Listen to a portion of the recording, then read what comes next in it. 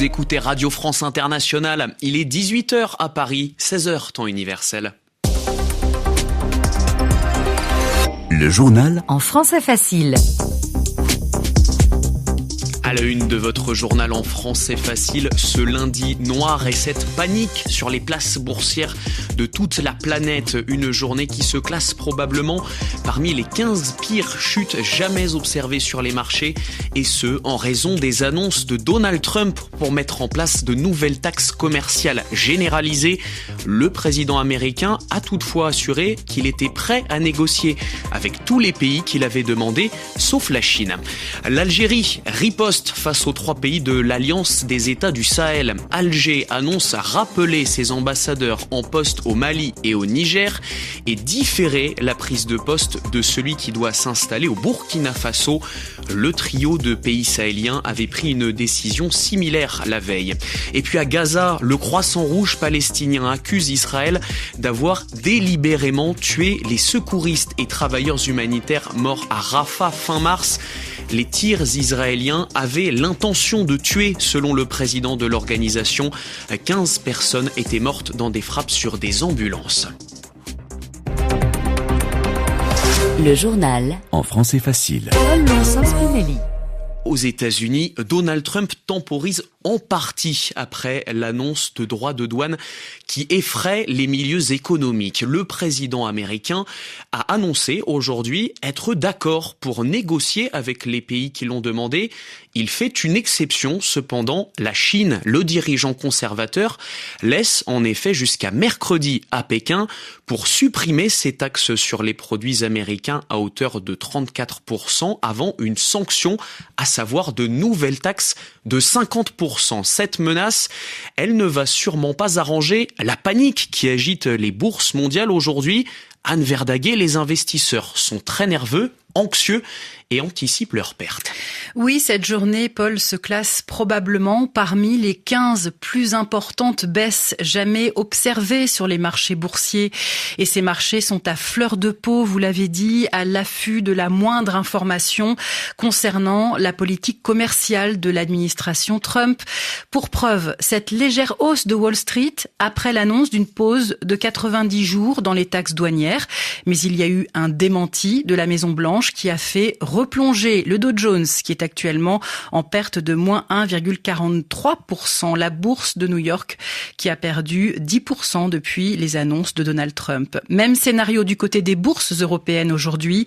Paris a clôturé il y a quelques minutes à moins 4,78%, moins 4,13% pour Francfort, moins 4,64% pour Londres.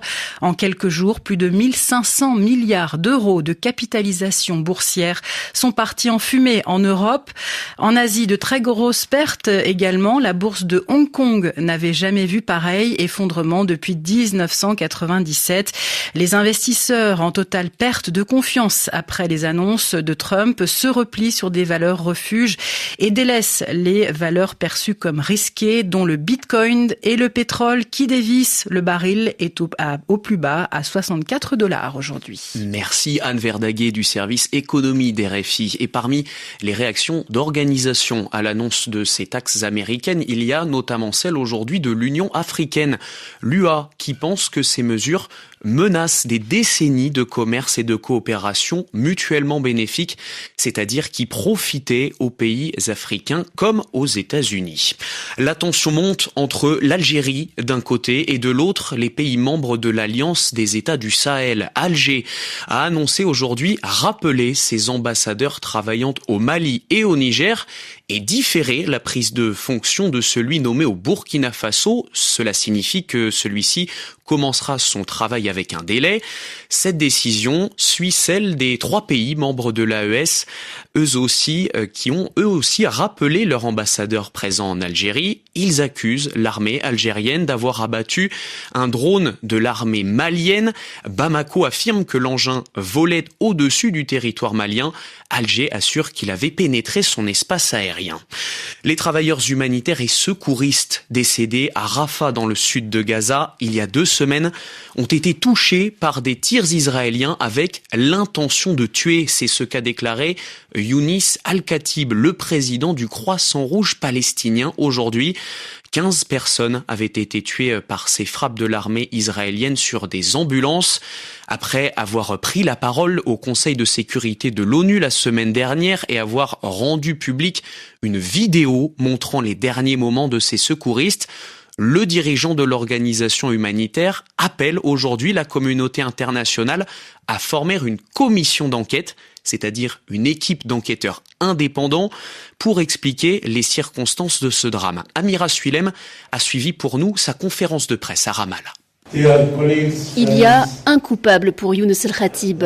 L'armée israélienne et le président du Croissant Rouge palestinien lui demandent des comptes.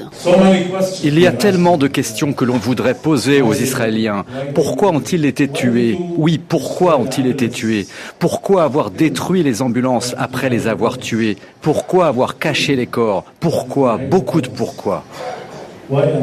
Le but est clair, tordre le cou à la version israélienne des faits. Et pour cela, le Croissant Rouge dispose d'une pièce à conviction aussi inattendue que précieuse. Une vidéo tournée par un de ses secouristes avant sa mort. On y voit des véhicules de secours dont des ambulances clairement identifiables, feux allumés et roulant à allure régulière, avant d'être pris sous une cascade de tirs. Une vidéo accablante pour l'armée israélienne qui avait annoncé que les véhicules avaient eu des mouvements jugés suspects et avançaient tout feu éteint. Le Croissant Rouge vient de mettre en ligne une version longue de cette vidéo, dont un extrait avait déjà été diffusé ce week-end.